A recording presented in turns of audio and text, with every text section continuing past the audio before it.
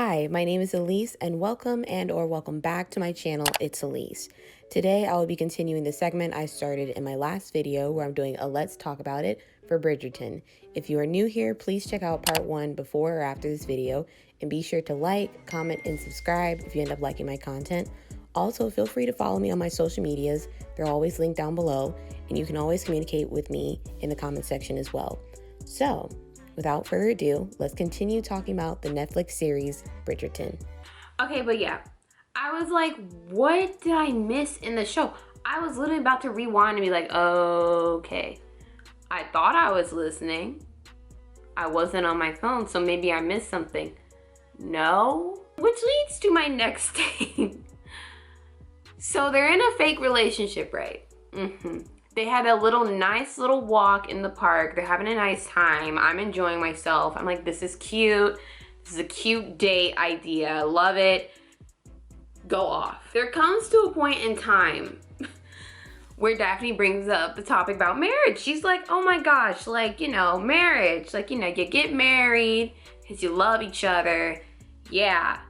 But I never understood the love and stuff that comes with marriage. You want to explain it with me, Simon? He didn't even answer the question. If I'm really concerned, he just said, well, Daphne, how do you pleasure yourself? I'm like, what? This dude, he really just went off the tangent and just started talking about masturbating. Like, when I had to pause it, I was like, wait a minute, what is he? Oh, I was like, what is this for? This is so random. She was literally over here talking about like, yeah, I love marriage. He's over here like, oh, masturbating. I'm like, what? I was like, okay.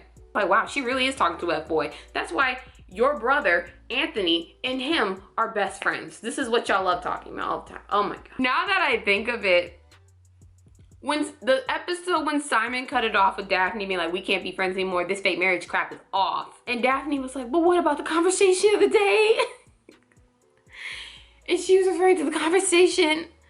I don't know what part of the conversation she referred to. Like, she was like, okay, but we talked about some really deep stuff the other day, Simon. Like, I was talking about marriage, love, and all that crap. And we were having a good time. And then you talk about masturbating. And I was like, wow. So, like, I don't understand why you're cutting off this relationship right now.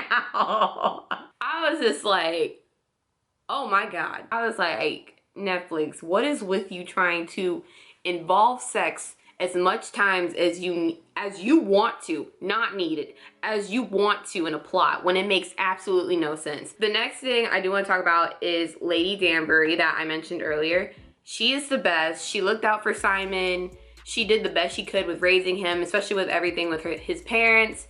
She is the GOAT. She did that. That's on period. Now, there were times where, I can't remember which episode it was, but I feel like her eyebrows were overdone a bit too dramatic in my taste, but I get it was a different time and all that, but I was just like.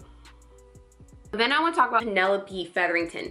I love Penelope. She is so sweet. I'm talking about this like in the way of like me watching it in like the first couple of episodes. I can see like she does care about people and like she tries her best to go roll with the punches with how people treat her and all that. Her sisters and her mom are like the evil stepsisters and the stepmother from Cinderella, if we're gonna be truly honest, because I did not like her mother. I still don't like her because she is weird. I'm just like, what is wrong with you? I do have to admit, I do feel bad for Penelope after everything that went down with Colin, because I can tell she really didn't like him.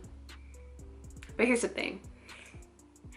Like I said, different time, different place, I get it, but I was just like, if he did like you, he would tell you, right? He didn't really, I was like, Penelope, I get you like him, but don't you want to know if he likes you too? So it's mutual. But I do feel bad that like, with everything that happened with Colin about to marry Marina, and that was a whole mess. And I'll talk about it in a few minutes, but whew, I'm getting a headache just thinking about it. But yeah, I can tell that Penelope really did care about Colin a lot. Like, obviously she cared about him a lot. Like, she was literally, technically did rat out Marina about being pregnant with another man's child. So I was just like, ooh, the tea. Penelope said, listen here, Marina.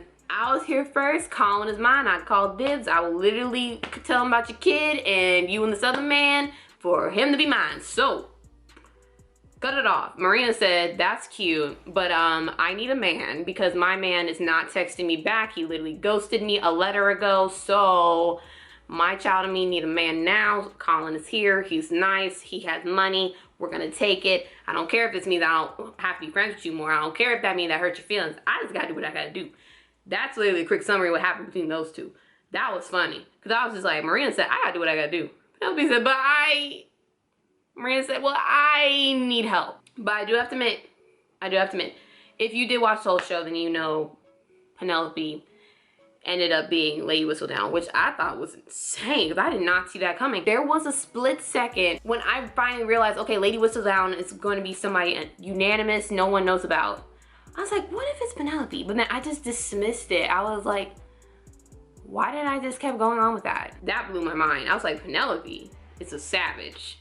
Classy, bougie, ratchet. I do find the concept of having a anonymous writer very fun to have. It's just like I said, it's like the Gossip Girl of 1700s, but instead of text messages, you get letters. How fun is that? Also, another quick thing I do want to mention about the show is I found it really cool how they basically had the orchestra play music of modern day songs, but in orchestra. Like, that's so cool. They played like Ariana Grande, Thank You Next. They played Taylor Swift, Wildest Dreams. They played Billie Eilish in one of the episodes too.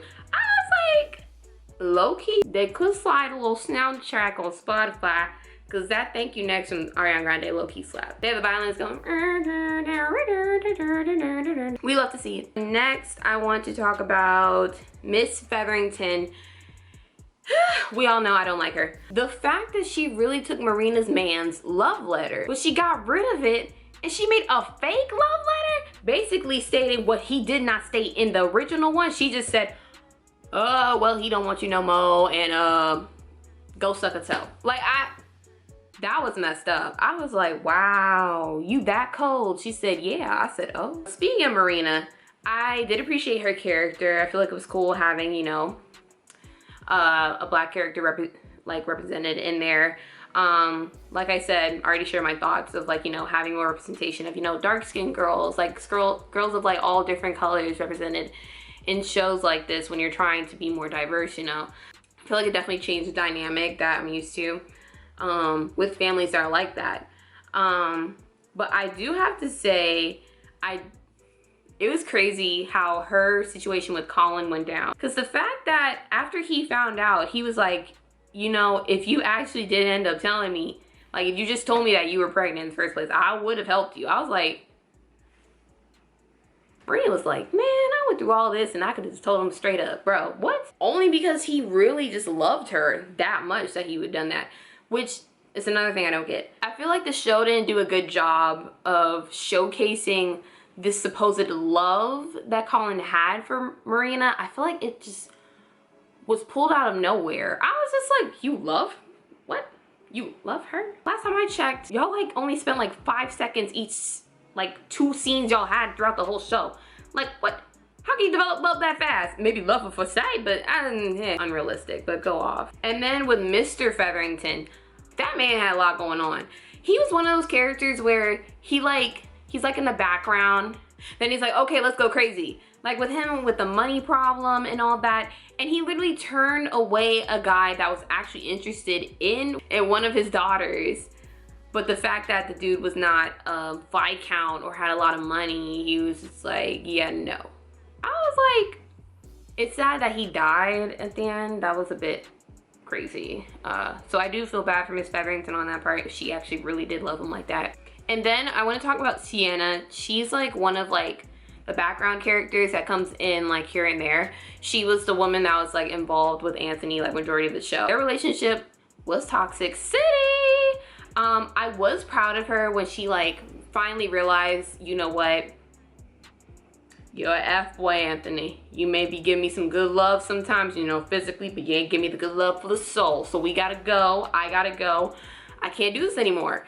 So I was just like, period. We love a woman that's found her self-worth, her self-love, and don't need no man to show that or dignify that for her. So that's period. Of course, Anthony wasn't having it, and he was just being a crybaby the whole time, but it's whatever. But in general, I feel like this whole society that is presented to us in Bridgerton, it just condones women to just be stuck in their insecurities and just be like, oh, I'm never good enough unless I have a man.